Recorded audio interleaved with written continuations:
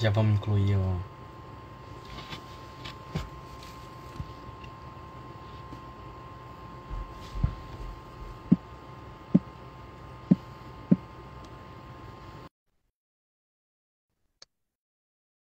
Oi, Rossi. Oi, Olá, oi, tudo jóia? Boa noite. boa noite, Selma. Primeiro, obrigado pelo aceite do convite. É uma grande satisfação para nós aqui da Universidade Federal de Rondônia e toda a nossa comunidade discente receber uma pessoa, né, tão celebrada, tão reconhecida nacional e internacionalmente nessa pauta. Então, eu costumo dizer que você dispensa apresentações e é uma honra estar contigo. Mas vou fazer essa apresentação enquanto as pessoas começam a entrar. E mais uma vez, obrigado, inclusive, porque o Kaique nos informou que você está numa viagem, né? Então, no meio de um intervalo. Então, o, gente, boa noite. O Selmo tá aqui online já com a gente. O Anselmo, ele é doutor em educação pela PUC de São Paulo, concluiu o pós-doutorado em psicologia pela UFSCar e tem longa atuação nas temáticas de inclusão, de autismo e de saúde mental de uma forma geral, eu acho que eu posso assim dizer, né, Luciano? Sim. E também não vou deixar de fazer aqui o Jabá, né? Também é idealizador, coordenador da Luna também, né? O site que oferta uma série de informações, cursos, tem também especialização na temática de autismo, de aba, né, Luciano? Se você quiser falar um pouco também sobre os programas, fica à vontade. E aí, Luciano, como a gente falou com o Kaique, a nossa proposta é uma fala de uns 30, 40 minutos a seu critério, e depois a gente recebeu algumas perguntas da comunidade, né, tanto de estudantes, de psicólogos, outros profissionais, né, um total de 4 perguntas por enquanto, e aí a gente segue. Então, o tempo é seu, Luciano, muito obrigado pela participação. Eu agradeço muito, Vinícius.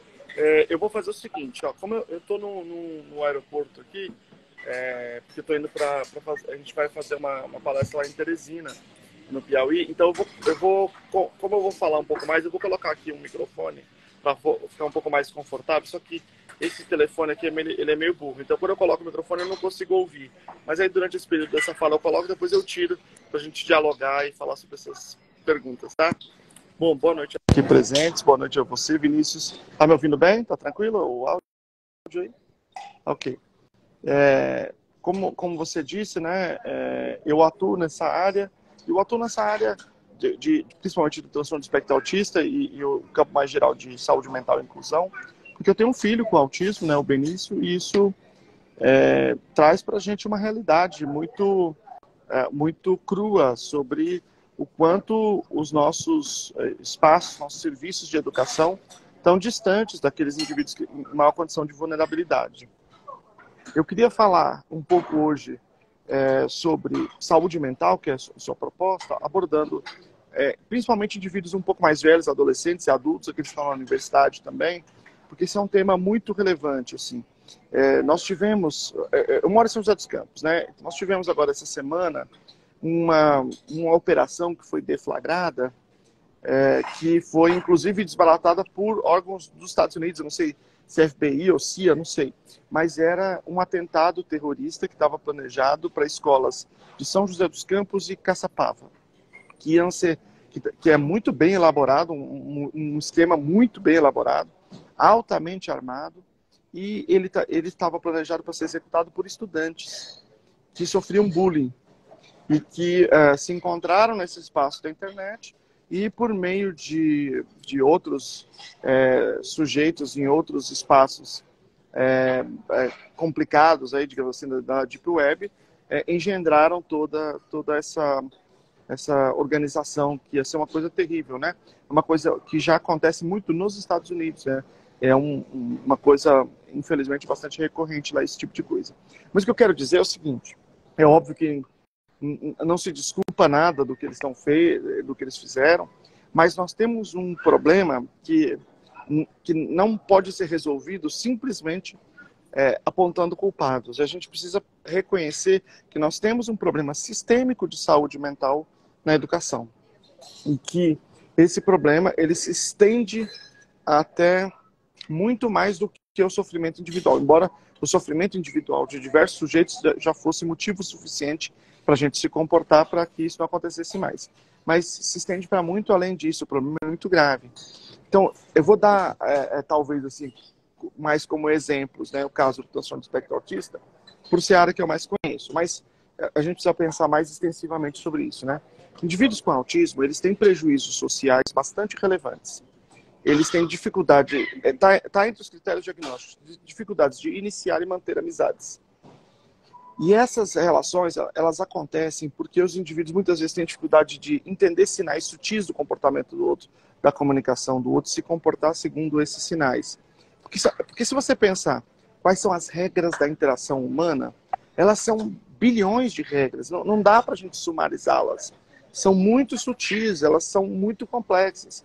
Então, quando o indivíduo tem alguma dificuldade por motivos de natureza biológica, no caso do autismo, mas pode não ser por esse mesmo motivo, pode ser por outros motivos, não importa, né? E ele está aquém desta complexidade das relações, ele começa a ter prejuízos que vão se acumulando e que vão construindo uma relação muito, muito prejudicial, muito adoecida com os demais. E uma das manifestações desse prejuízo é o bullying. O bullying é uma coisa muito, muito séria, muito grave. Ele acontece em várias instâncias, em vários contextos, por vários motivos, mas ele é mais relevante na educação básica, né? E ele é caracterizado por um ataque reiterado. Porque, veja, um adolescente xingar o outro não é bullying. É adolescência, é infância. Isso é natural, a gente aprende a lidar com conflitos a partir dessa dinâmica, né? Então, eu sempre fui professor de sala de aulas. Quando eu via um aluno xingar o outro, eu só via se o outro xingava de volta. Aí xingava e ficava 0-0, e se aquilo acabava, tá tudo ok. Se não, se eu precisasse intervir, eu intervia para ficar nos kits ali, a não ser, claro, que fosse algum tipo de ofensa racista ou de outra natureza que fosse além dessa resolução de conflito normal. Então, é importante que a gente lide com o contraditório nesse espaço escolar, e muitas vezes a maneira de lidar é um pouco áspera, né? Porque a gente está aprendendo, os indivíduos estão aprendendo a lidar com isso, e não é um problema. É por isso que a gente pode andar no trânsito e ficar bravo com o outro, mas não dar um tiro no outro. E não atropelar o outro, porque a gente aprendeu a lidar com esses sentimentos do contraditório. Mas, quando a ação de um ou de vários contra um indivíduo, ela é reiterada, aí nós começamos a falar em bullying, porque ela precisa ser reiterada, ela precisa ter uma outra característica, que é o indivíduo incapaz de reagir àquilo, né? Ele fica indefeso. E o terceiro, ela precisa ter a intenção de humilhar, de alguma forma produzir sofrimento no indivíduo. E aí a gente tem, a partir deste contexto, um adoecimento em termos de saúde mental muito grande. Você tem aparecimento de dois fenômenos muito importantes que podem se consolidar como diagnósticos, né, que é principalmente a depressão e a ansiedade, né, a transtorno de ansiedade generalizada, o transtorno depressivo, que são altamente prevalentes na sociedade atual. Na universidade acontece coisa muito similar. É isso que eu estou dizendo, que é muito comum no ensino fundamental e médio. Mas mais comum do que o bullying, né, que tem um sentido meio juvenil, é a exclusão, o alheamento. Esse alheamento pode acontecer por várias coisas, em parte, né, parcialmente das vezes, por um prejuízo nas habilidades sociais do indivíduo. Mas não só, a gente viu, por exemplo, recentemente, um caso que a gente pode chamar talvez até de bullying, né, se não por toda a reação que teve, de uma aluna universitária, porque tinha 40 anos, e ela foi desprezada no ambiente público, né, num contexto de redes sociais por outros colegas, né, que estavam na mesma turma. Então, se isso não viesse a público, não tivesse essa situação toda, nós podemos configurar uma situação de exclusão e de, eventualmente, né, pelo prejuízo nessas relações sociais, de, eventualmente, uma situação de adoecimento e algum tipo de prejuízo em termos de de saúde mental. E nós não temos, contemporaneamente, apoio suficiente. Vamos pensar nesses dois espaços de estudo. Nós não temos, por exemplo, usualmente, apoio psicológico para os alunos, nem do ensino fundamental e médio, nem do ensino superior. Eu não conheço outro país no mundo que não tenha psicólogos em escolas, países desenvolvidos, né? Para mim é uma novidade assim. Você olha para o Brasil e você vê que tem um discurso contra a presença do psicólogo que diz assim, não, é modelo médico, não pode, porque isso aí não é da saúde. Não tem... E essas coisas estão integradas, né? Dentro de uma visão sistêmica, a gente tem que entender que a saúde mental faz parte do processo de desenvolvimento acadêmico também, escolar também, né? Tanto no ensino básico quanto no ensino superior. Então, nós temos problemas que são estruturais. Você tem a ausência de profissionais que podem lidar com esses casos, de um profissional que você pode procurar para dizer, olha, eu estou tendo dificuldade, eu tenho um problema aqui, eu preciso de apoio. E a gente não tem isso. Eu me lembro que quando eu estava na educação básica, eu tive situações de bullying muito recorrentes e muito graves na minha história, assim, muito, muito sérias mesmo, né? E isso me marcou profundamente, e me marca profundamente ainda hoje. E não tinha ninguém para apoiar.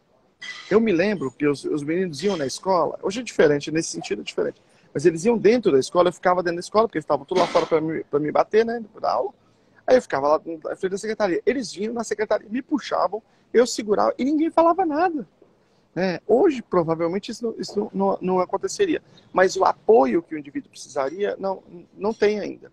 É claro que, quando você tem uma situação de bullying, você tem sempre dois lados. Duas situações, né? Que precisam ser enfrentadas. Existem vários estudos que fazem o seguinte, pegam os bulliers, né, o conjunto da comunidade escolar, e fazem um apoio para que esses indivíduos se conscientizem o que é o autismo, o que são outras condições que prejudicam as habilidades sociais, sobre a importância de reconhecer a diferença, né, essa diversidade, né, embora não se fale em geral de neurodiversidade, mas diversidade como um todo, que vai abordar os vários aspectos, né? Todas essas diversidades. E quando você faz esse trabalho consistente com um calendário de palestras, de atividades, lidar com os pais, não só com os estudantes, mas com os pais, isso tem um efeito na escola, na redução de bullying. Mas esse efeito, ele é provisório. Ele é um efeito que tem uma limitação. Por outro lado, você pode dizer, não, vamos fazer outra coisa, vamos fazer o contrário. Vamos ensinar os indivíduos que têm prejuízo nas habilidades sociais, com autismo ou não, vamos ensinar para eles habilidades sociais.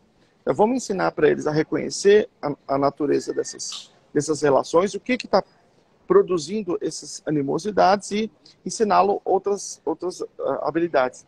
Isso funciona, só que também tem um efeito limitado. O que funciona de uma maneira sustentável e com um efeito considerável, em termos de tamanho de efeito, é fazer as duas coisas ao mesmo tempo. Então você faz a conscientização, você tem um calendário muito claro de incorporação dos pais e dos próprios estudantes, e faz o ensino de habilidades sociais. E esse ensino de habilidades sociais, ele tem uma evidência muito poderosa, inclusive na vida adulta, nas universidades. Todas as grandes universidades, por exemplo, nos Estados Unidos, têm grupos de habilidades sociais, independentemente de diagnóstico, porque a questão não está relacionada ao diagnóstico, está relacionada, de fato, a esse desempenho, né? Tem uma série sobre um personagem com autismo, chama Sam Gardner, né? Essa série chama Atypical, está na Netflix, é muito legal.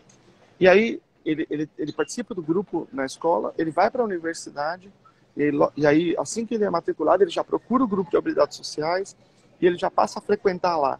Inclusive, eles incorporaram vários indivíduos com autismo, né, nessa série, nesses grupos. Foi uma iniciativa bem legal, assim, bem bacana. Embora você não precise necessariamente de um diagnóstico para participar, né? Aqui no Brasil, nós temos uma menina, não sei o sobrenome dela, mas é a Tamires, que ela está na Unicamp, fazendo um doutorado, aplicando um protocolo de habilidades sociais em alunos da universidade. Acho que é da própria Unicamp, inclusive. de habilidades sociais na universidade para o desenvolvimento daquelas habilidades lá. Ela, se não me engano, vai aplicar o protocolo chamado PEERS, que é um protocolo muito bom da Universidade da Califórnia. E acho que vai ser a primeira iniciativa dessa natureza no Brasil. Porque o prejuízo das habilidades sociais, ele tem um efeito profundamente nocivo, né? Por exemplo, se eu pensando aqui na minha adolescência, né? E na minha infância, se eu tivesse lá atrás habilidades sociais, esses grupos, eu poderia ser apoiado para entender o seguinte: por que havia essa animosidade especificamente comigo? Qual era a habilidade que me faltava? O bullying é sempre culpa do bullying, não vamos discutir sobre isso, ok.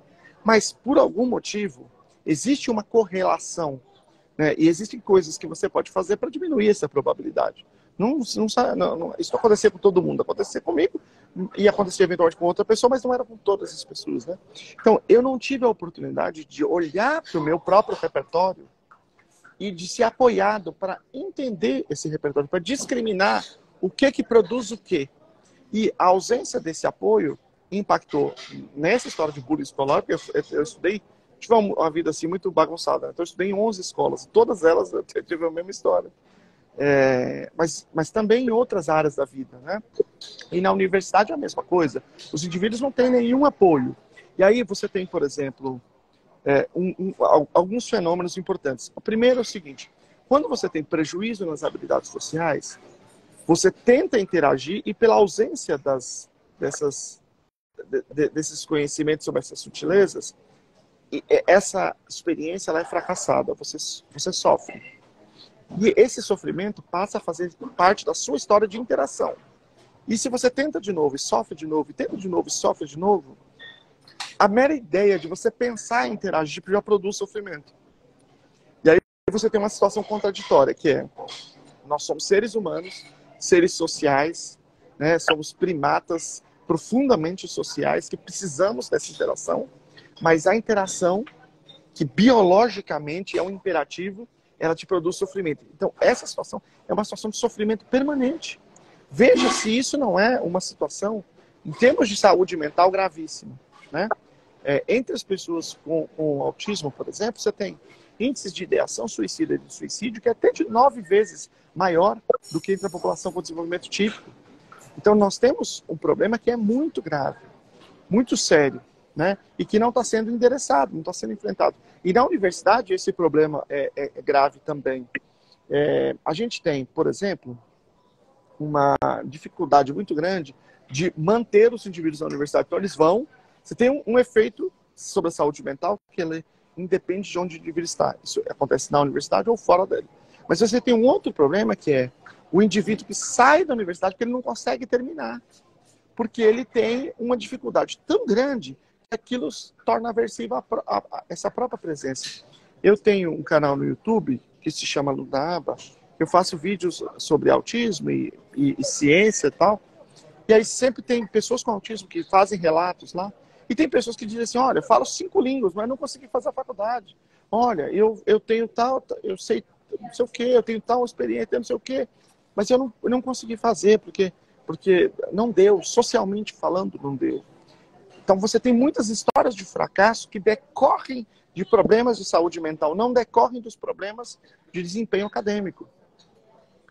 De modo que isso é muito mais grave do que uma coisa técnica, do que uma coisa que está relacionada à aprendizagem de alguns contextos, de alguns desempenhos acadêmicos. Eu estou vendo aqui várias pessoas comentando, por exemplo, se identificando com isso, dizendo: ó, eu me sinto assim, é o que me parece também, é o que eu sinto, né? Então, nessa pequena amostra aqui, a gente consegue ver um pouco do que tem acontecido. Eu vou te dar outros exemplos, né? Ainda muito mais graves. Você está na universidade, você sabe, né? Eu sempre brinco o seguinte: eu falo assim, vocês estão vendo aí essa disputa eleitoral super violenta que nós tivemos ano passado, né? E nós dizemos assim: olha, vocês estão vendo aí, você está achando que isso aí é muito violento, né? É porque você não conhece a disputa na academia. Porque quem está na academia sabe que é uma coisa assim, alucinante. todo mundo que está na academia se identifica quando a gente fala isso, né? Quantas pessoas que vão para o mestrado... Eu tenho um amigo que ele fez o mestrado, ele ficou sem um pelo no corpo. Porque ele teve um processo de adoecimento tão grande na sua relação com o orientador. Eu conheço inúmeros orientadores abusivos. Eu estava falando para minha mulher, ela está comigo viajando, que a gente estava contando sobre as nossas... quando a gente fez a entrevista para a banca de doutorado, né? Para entrar no doutorado.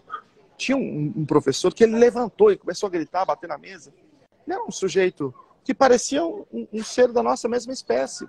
Assim, mas quando ele estava numa situação de poder, ele parecia um cara que estava internado num Napoleão de hospício. Porque ele era uma pessoa completamente fora do que a espécie humana poderia conceber como normal. Porque ele estava na posição de poder. É uma coisa bizarra isso. Eu troquei de orientador no mestrado e no doutorado, 2 vezes. Porque eu jamais aceitei que alguém me tratasse como um subalterno, de uma forma humilhasse.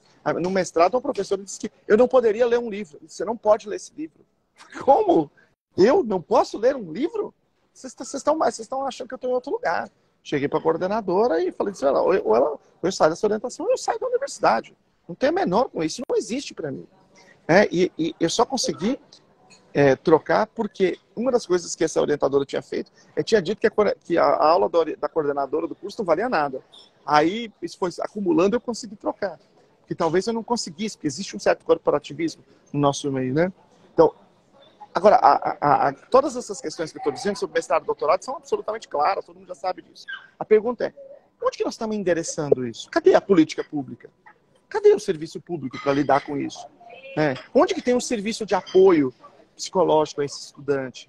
O estudante está na graduação, no mestrado, no doutorado. Se a gente já tem a clareza de que o fenômeno existe, por que a gente não está discutindo isso? Por que não está na nossa pauta? Enquanto seres políticos que reivindicamos um monte de coisa, né? Isso precisa estar.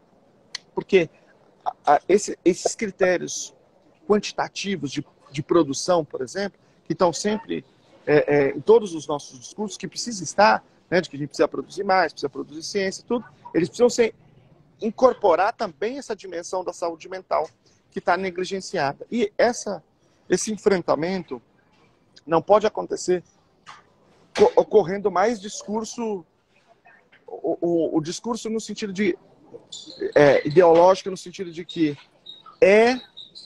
digamos assim,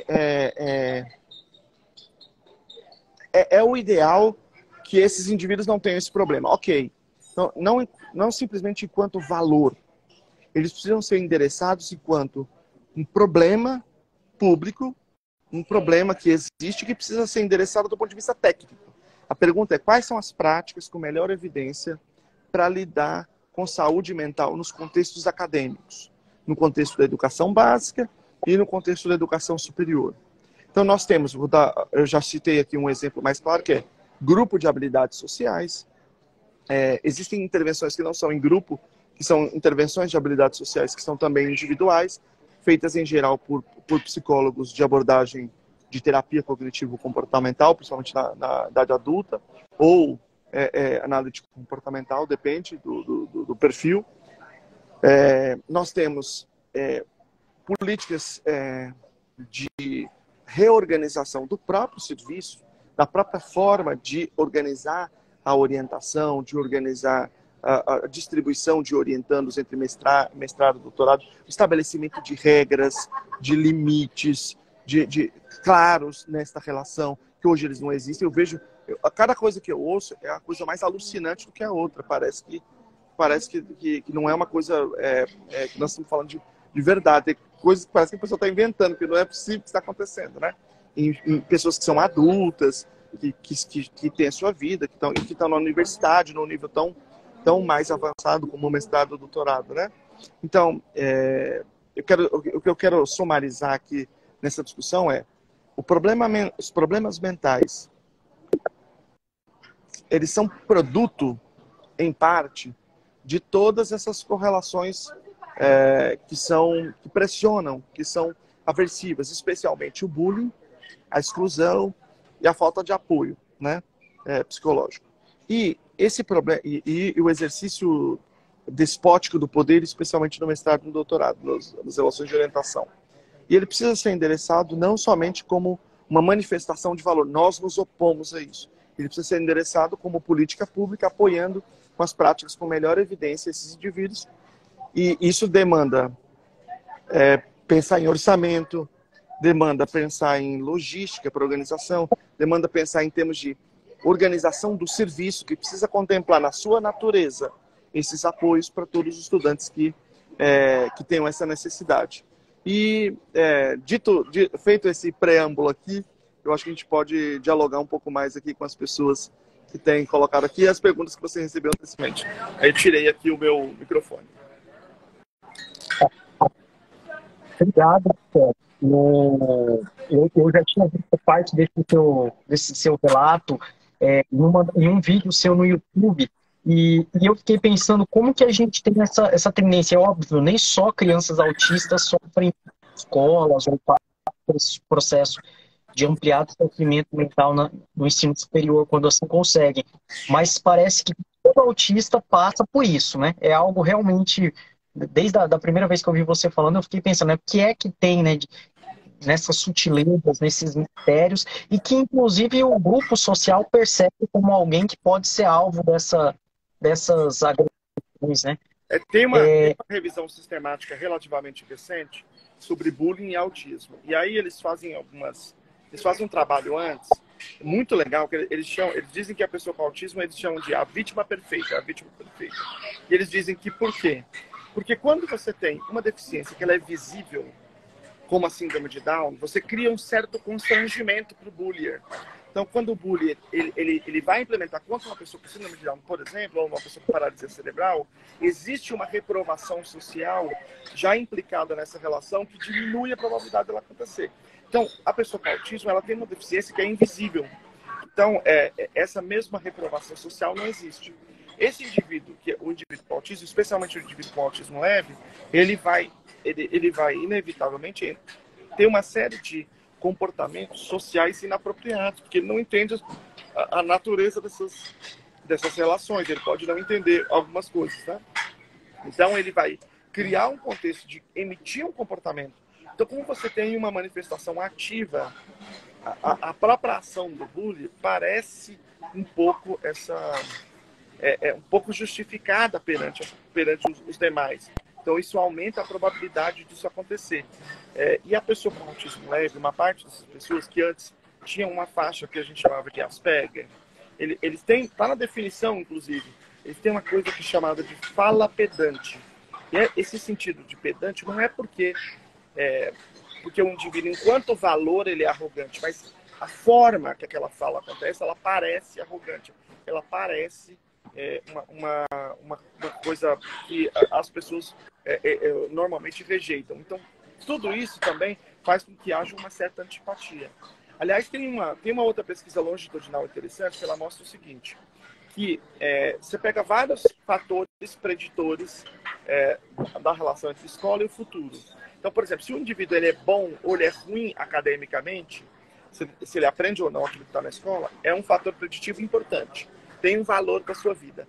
Mas o que tem mais valor, o que tem mais impacto sobre a qualidade de vida dele no futuro, não é o quanto ele aprende, é o quanto ele é querido pelos outros na escola. Quanto menos ele é querido, ele pode ser o maior gênio, mas quanto menos ele é querido, maior a probabilidade de um desfecho em termos de qualidade de vida péssimo.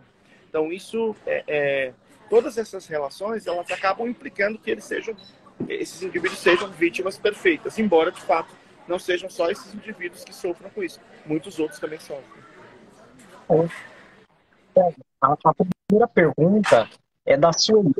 Ela perguntou como proceder quando uma criança de 3 anos é contrariada, acho que é uma criança autista, né? E ameaça se mutilar. Você veja como uma... o que acontece é o seguinte, todos os comportamentos que a gente chama de inapropriados, ou comportamentos problema, comportamentos interferentes, o nome não importa. Esses comportamentos a gente define assim, são comportamentos que trazem prejuízo para o próprio indivíduo. Se automutilar, é óbvio que é um comportamento desse tipo, né? Se ameaçar os outros, também é um outro que está implicado, né, nesse mesmo. Isso acontece, provavelmente não deve ser uma ameaça verbal, deve ser uma ameaça mais física, né? Tipo assim, ele já faz o gesto de que vai fazer isso. Isso, a primeira coisa, todos esses comportamentos inapropriados, comportamentos problema, a primeira coisa que a gente faz é o que a gente chama de avaliação funcional, é entender qual é a função do comportamento, para que ele serve. Neste caso, já está bem claro, ele é um comportamento que tem a função de mandar. Ele é bem complicado, complexo esse comportamento. Ele chama de Mand Compliance. Mand Compliance. Vocês podem pesquisar em inglês. Eu tenho um vídeo, inclusive, sobre uma revisão sistemática que saiu sobre esse comportamento, esse tipo de comportamento, né? Então, existem uma série de procedimentos que a gente tem que fazer, mas ele não vai ser feito só nesse momento. Não tem uma coisa que eu digo assim, faz nesse momento isso que está resolvido. Precisa fazer um procedimento. O procedimento com melhor evidência se chama treino de comunicação funcional. O que isso quer dizer? Que a gente vai ensinar o indivíduo a pedir as coisas que ele quer adequadamente. Então, quando ele pedir de uma maneira adequada, porque se ele não está pedindo de maneira adequada, porque ou ele não sabe pedir, ou porque quando ele pede não funciona. Um dos dois, né? Então, a gente vai garantir que funcione e a gente vai ensinar ele para ele como funciona. Vou dar um exemplo. Vamos imaginar que ele vai e faz, vai se mutilar quando ele quer água, quando ele quer sair da sala, quando ele quer ir ao banheiro. Vamos supor que sejam essas três coisas. Então, eu vou estabelecer uma resposta de comunicação funcional, esse é o nome, para cada um desses três comportamentos. Aí, claro que precisa de uma avaliação para saber quais são os comportamentos. Eu vou estabelecer os três aqui, vou ensinar uma resposta de comunicação funcional, que depende de qual é o repertório dele. Por exemplo, se ele fala bem, eu posso usar a fala. Se ele não fala bem, que é uma realidade para grande parte dos indivíduos com autismo, ele pode entregar um cartão que diz banheiro, por favor, a imagem do banheiro, por exemplo, né? A gente põe numa prancha e ele usa esse cartão. Então, eu vou ensinar esses três comportamentos para ele, eu vou dar ajuda para ele. Eu não vou conseguir explicar o procedimento inteiro, mas eu tenho uma aula completa de 1 hora explicando esse procedimento, tá? No YouTube. Depois você procura o treino de comunicação funcional do Selma.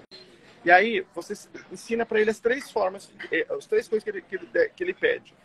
E, junto com isso, a gente pode colocar um procedimento de, nesse caso, né, como ele tem 3 anos, se fosse maior, ia ser diferente, tá? Mas como ele tem 3 anos, um procedimento de bloqueio do comportamento. Então, assim, a gente deixa os cartões, digamos que sejam cartões, né, disponíveis para ele pedir, a gente ajuda ele a pedir, e se ele fizer algum tipo de referência à automutilação, a gente pode segurar a mãozinha dele, né?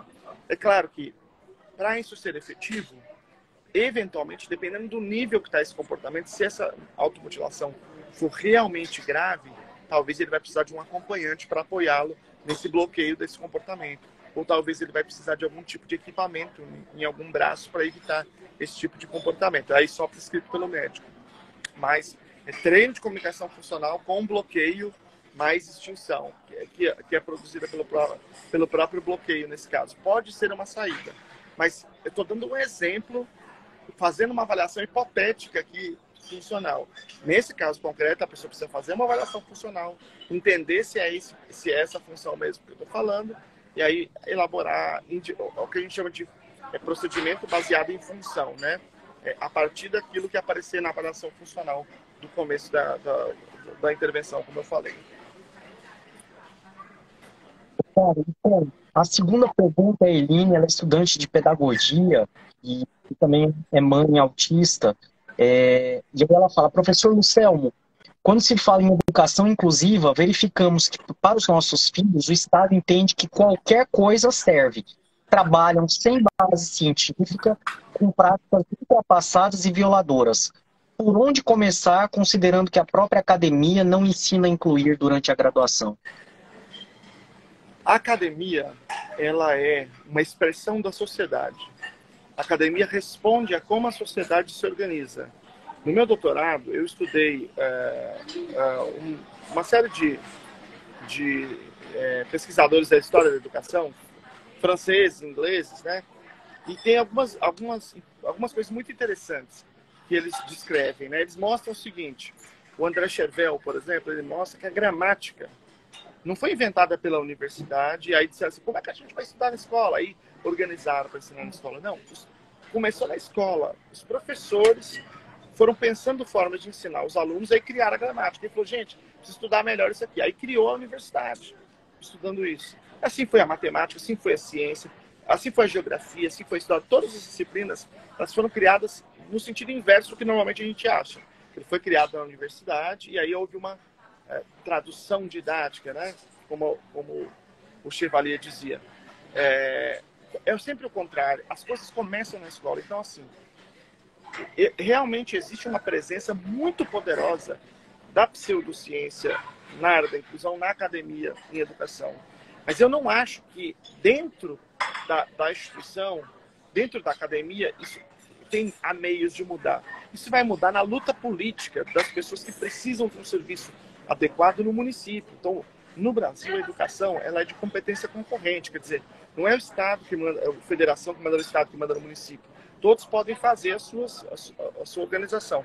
Então, quando as mães, quando as pessoas com deficiência lá no município se organizarem, impuserem lá no Conselho Municipal de Educação uma resolução que estabeleça práticas baseadas em evidências e que o município invista dinheiro e faça isso acontecer de maneira adequada, isso acontecer em outro município e acontecer em outro município, a universidade vai dizer, temos que estudar isso aí. Que história é essa de prática baseada em evidência? Que é isso? Eu fiz a minha graduação, mestrado e meu doutorado e nunca ouvi falar em evidência. É uma coisa insanamente bizarra. Né? Você imagina, é como você fazer um curso, porque nós estamos falando de uma ciência aplicada, ou de um conjunto aplicado. Imagina que você fizesse um curso de medicina e dissesse assim, olha, só que aqui a gente não fala de remédio, de tratamento, a gente não fala. Aqui a gente só fala da importância da presença do médico, da saúde. Mas a gente não fala de como tratar, qual é a evidência, qual a pesquisa que demonstrou o quê. Né? Então, por exemplo, essa pessoa que fez a primeira pergunta, ela está lidando com um problema de comportamento inadequado. Né? Esses comportamentos inadequados todos se reúnem, a gente pode reuni-los todos sob o nome de indisciplina escolar. Existe uma série de pesquisas que ouvem professores e perguntam qual é o maior problema da escola? Todas as pesquisas, pelo menos todas as que eu li até hoje, todas, os professores dizem o maior problema é a indisciplina. O maior problema é a indisciplina. O maior problema da escola é a indisciplina. Todas as pesquisas. Eu faço um desafio, nós temos mais de 100 pessoas aqui na live aqui ouvindo. Quem é um professor aqui que diga para mim que teve uma aula na universidade sobre indisciplina? Só uma. Que o professor falou assim, olha, tem aqui, ó, para indisciplina, tem essa estratégia aqui que é boa, essa outra aqui que não é tão boa, tem essa pesquisa aqui, só uma. Uma aula. Qualquer universidade. Eu já fiz esse desafio com 10 mil professores. Nunca um professor disse, eu tive uma aula sobre isso. Nunca aconteceu. Sobre o problema que todas as pesquisas revelam que os professores dizem que é o problema número 1. Então, veja, eu estou dizendo aqui, no Brasil, quase todos, vamos imaginar que alguém que teve alguma aula sobre isso, quase todas as universidades de licenciatura nunca tem uma aula sobre aquilo que os professores dizem que é o problema número 1. Então, entendeu o que eu estou querendo dizer? É como você fazer um curso de medicina e falar, gente, aqui não fala de doença. Que doença aqui, show doença, hein? Show doença. Não vamos pensar nisso aqui. Pensamento positivo, hein? Né? E, aliás, em grande parte, isso é também a intrusão de um discurso de autoajuda também, que é muito poderoso na área de educação. Né? Aqui, todo mundo dizendo, show, nunca, nenhuma, nunca tive, nunca. Em todos os lugares. Então, veja, é claro que existem muitas outras coisas para a gente tirar da universidade. Mas é óbvio que o problema é que todos os professores dizem que o número 1 deveria ser um deles. Quando eu comecei em sala de aula, eu fiquei desesperado com a disciplina. Saí procurando Deus e todo mundo dizer, gente, eu quero saber como é que eu lido com isso. Eu lembro que eu fui fazer um percurso de ler e fiquei procurando, teve um projeto de prática de ensino, mas não está claro se teve essa aula. Aí eu fui ler todo mundo. E não tem um texto, também tem livro sobre isso. Nada no Brasil, em português, né? A única coisa que eu vi, assim, que era mais próximo, que eu li na época, era o Macarenko, o Anton Macarenko. Eu fui ler todos os pedagogos russos, né? O Macarenko, ele cuidou de uma colônia de delinquentes, que chamava Máximo Gorky, lá na Ucrânia, né? Soviética. E aí, ele dizia que as bases da educação são estética e a disciplina. E aí, ele teve uma situação em que ele deu um soco no aluno. Estava bravo e tal. Aí eu falei, bom, agora é o seguinte, se eu der um soco em alguém, já põe referência bibliográfica. Macarenco, Anton, 1913, e está resolvido. Porque, olha, os professores vivem sempre no limite, né? É muito difícil. Inclusive, a saúde mental dos professores é uma coisa que não é endereçada. Eu me lembro que uma vez que eu fiquei em depressão, assim, comecei a tomar remédio de tarja preta, comecei a pegar os professores individualmente para conversar.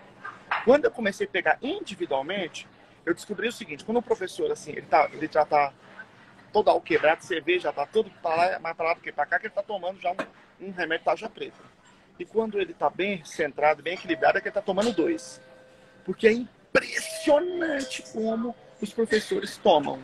E eles se sentem culpados por se tratar, por sair eventualmente, por se tratar, porque existe uma pressão, né? Para que você, não, você é professor, você quer amar, você quer. Aqui não pode ser essa coisa de você se afastar. Não, você tem que amar. Como é que assim você está em depressão, sendo que você está fazendo uma coisa que você ama, uma coisa que é tão valorizada? Então a gente escamoteia esse problema. Eu tive muitos colegas que se suicidaram, por exemplo, que morreram por suicídio. Então o problema da saúde mental dos professores é muito, muito grave. Colegas autistas, Como? autistas, O áudio não está muito bom, aí de vez em quando corta. Fala de novo. os casos de suicídio foram de colegas autistas?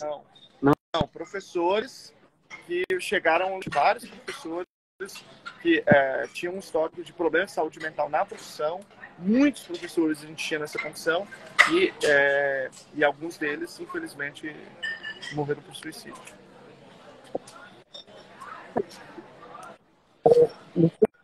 A última pergunta aqui também é bem interessante. A Dayana Lanzoni, que também é psicóloga, ela traz que muitos autistas dizem ter tido uma experiência ruim com a terapia ABA.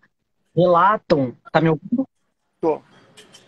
Relatam que a terapia funcionava como uma forma de controle de comportamento de autorregulação, como os estímulos e estereotipias, por exemplo.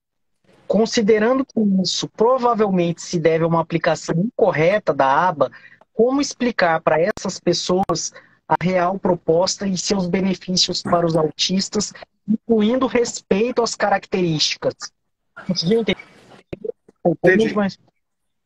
Eu entendi. Eu tenho muita dificuldade de tentar pensar quais são os caminhos, por exemplo, para a gente convencer essas pessoas, para demonstrar, para ter uma abordagem ética.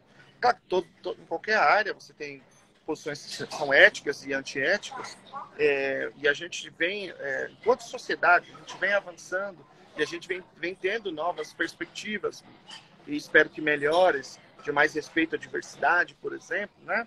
Isso nos afeta a todos. Mas eu tenho dificuldade de pensar em um caminho para a gente resolver isso, porque eu não acho que tem um caminho, são muitos os caminhos, né? A gente pode fazer isso de muitas formas diferentes, a depender do contexto, a depender de com quem que a gente está dialogando. Mas o que eu penso que seja fundamental, a primeira coisa é o seguinte: a primeira coisa é que nós temos que entender, nós temos que ter clareza do que a gente quer. A gente tem que estabelecer, por exemplo, no plano político-pedagógico, a gente tem que estabelecer em todos os espaços de discussão coletiva o que a gente quer. E o que a gente quer tem que ser, por exemplo, se a gente quer respeitar a diversidade, a gente quer apoiar os indivíduos que precisam, beleza, a gente definiu isso. Aí a gente tem que fazer a segunda pergunta: qual é a melhor forma da gente conseguir alcançar o que a gente quer?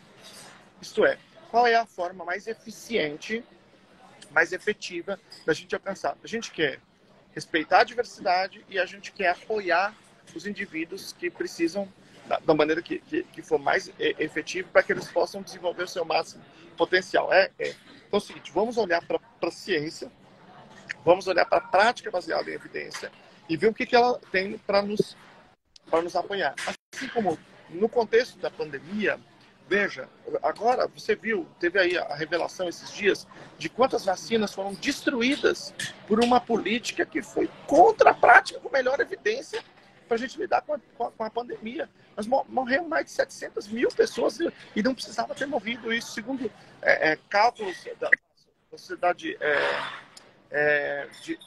Real de esqueci o nome, de ciência da Inglaterra, eles fizeram uma série de cálculos. Nós podemos ter, é verdade que na situação de pandemia era inevitável. A gente podia ter perdido 40 mil pessoas, a gente perdeu mais de 700 mil. De 600 mil, mais de 600 mil pessoas morreram porque não precisavam morrer. Então, veja, qual era a prática com melhor evidência? Não tem nenhum vacinista, nem antivacinista. Isso aqui não é torcida de futebol. Não faz sentido a gente aplicar as lógicas e as crenças do mundo da política partidária ao campo pragmático de entender qual é a coisa mais efetiva para a gente atingir um certo fim.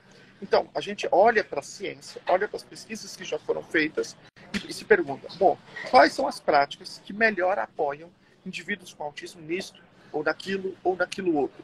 E aí a gente adota essas práticas, respeitando aqueles pressupostos éticos que já fizeram parte da nossa discussão lá atrás. O que a gente quer?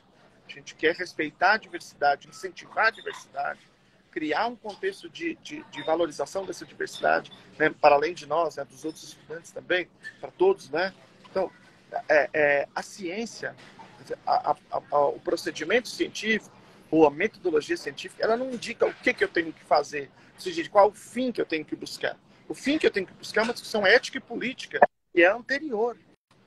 A prática, a metodologia científica que a gente utiliza para atingir, ela é um passo posterior. Então, essa esfera da diversidade, ela tem que ser uma discussão da qual a gente não abre mão e que não vai, que não pode entrar em discussão tipo assim, qual que a gente tem que escolher, a diversidade ou a efetividade? Não existe essa divisão, né? A gente vai apoiar os indivíduos para eles aprenderem o máximo possível e para preservar toda essa diversidade. Não só a diversidade, quando a gente está falando de pessoas com ou sem diagnóstico, mas todas as diversidades, né, que têm problemas graves em sua existência na escola. Bom, se você quiser fazer algum comentário, escolher alguma outra pergunta aí do pessoal, alguma interação adicional, senão eu sei que você já está aí no... Não, eu quero. Tem uma pergunta aqui provocativa interessante, que é uma provocação interessante. Ela é verdadeira, mas ela precisa de um complemento. A Eline está dizendo assim, bolsistas estão na academia também, negacionistas infernais. É verdade. Mas no campo da saúde mental e no campo da educação, tem muito negacionista que é de esquerda. Muito. Não é pouco, não. É muito. Né? Então, tinha muitas pessoas, por exemplo, na época de toda essa discussão que eu estou falando da vacina, que de manhã postavam assim, que absurdo, tá contra a vacina. À tarde dizia assim, que absurdo esse negócio de prática com evidência, não se pode porque o ser humano é muito maior, é muito mais amplo, na educação não se pode usar evidência. Então, existe essa discussão muito, muito grande também no campo da esquerda. Essa ideia da gente imaginar que o negacionismo está limitado a uma faixa do espectro, isso é uma ingenuidade. Eu me lembro de ler estudos anteriores à pandemia sobre antivax, né, os antivacinas. E antes, agora mudou a demografia, mas antes era igualmente dividido entre direita e esquerda. Igualmente dividido. Eu me lembro que as pessoas que eu tinha contato que eram antivacina eram de esquerda, que falavam Big Pharma, que eram os grandes empresários que querem impor, papapá. Depois, durante o contexto de pandemia, isso se inverteu. A demografia ficou muito mais de direita e de extrema direita por conta da posição do Trump, que se estendeu para o Brasil, e a direita se envolveu muito ativamente no antivacinismo. Mas não era assim. Tem muitas pessoas que são... As vacinas não são experimentais, Atalais. Isso é falso. Né? É só pegar o conceito de experimental, que a vacina não é experimental. Existem 190 vacinas. 4 não são experimentais, são aprovadas. Elas só são aprovadas quando elas não são experimentais. Isso é uma mentira que foi contada pelos negacionistas. Né? E pessoas que não entendem de metodologia científica, muitas vezes, eventualmente, acreditaram nessa história. Né? Então, não necessariamente todas as pessoas que viraram antivacinas é porque são anti-ciência, mas porque não entendem a metodologia. Né? Não sabem o que é experimento, o que é um saído randomizado, etc. e tal. Mas a gente precisa ir para além dessa divisão política, porque o negacionista está em toda parte, e ele é perigoso em toda parte. uma das coisas, por exemplo, a gente tem todas essas informações muito importantes, por exemplo, do ponto de vista de saúde, não há a menor dúvida, mas, por exemplo, no MEC, uma das contradições do governo anterior, né, que tinha uma diretoria de alfabetização baseada em evidências, e ela foi extinta agora. Vai lá no MEC agora e fala em alfabetização baseada em evidências. Você tem uma grande parte das pessoas de esquerda que é contra, que diz que não pode usar evidência para isso. Na última, no mestrado de inclusão, mestrado profissional em inclusão, que é da CAPES, que envolveu 19 universidades públicas na última abertura, a última vez que eles publicaram um edital, que era um edital com bibliografia, a bibliografia era organizada por importância, não era por ordem alfabética. O primeiro artigo se chamava Movimento de Inclusão Baseado em Evidências Científicas. E o autor dizia que evidência científica era de direita. O autor diz isso, chama Tony Tisotti, professor da PUC São Paulo. Ele diz o seguinte, que a lei de evidências na educação nos Estados Unidos é de 2001, logo 2001 era o Bush, logo a evidência era de direita. Só que ele não se deu o trabalho de olhar que a lei foi uma iniciativa de um deputado democrata e um republicano, ou seja, portanto, o povo, os representantes do povo, os estados, e um senador democrata nos estados. Foi um consenso entre todas as forças políticas e o Estado e o povo dos Estados Unidos. Não é a manifestação de um grupo político partidário. Então, o negacionismo está em toda parte.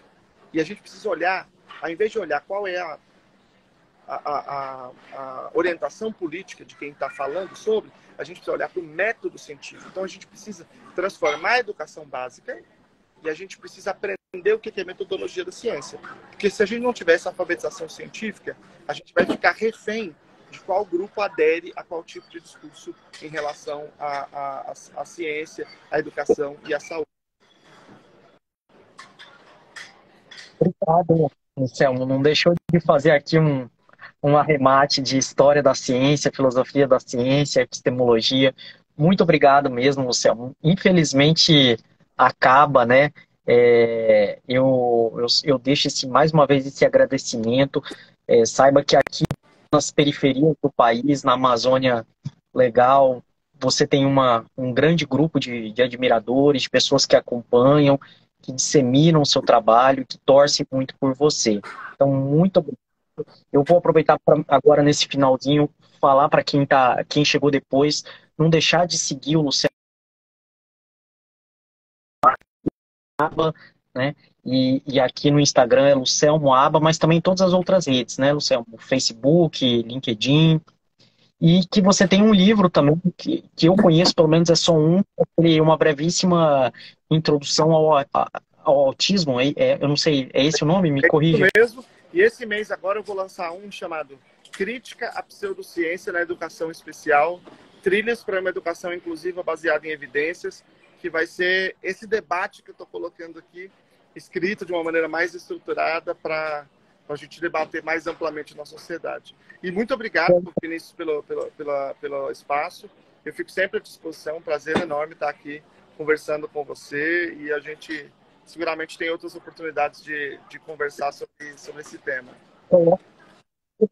Fazer um tour do lançamento do livro aqui pela Amazônia, Luciano. Conte com a gente para ir. Vamos sim. Tá? Vamos um abraço. Muito obrigado para todos vocês que acompanharam, tá? Tchau, tchau, gente. Tchau, gente.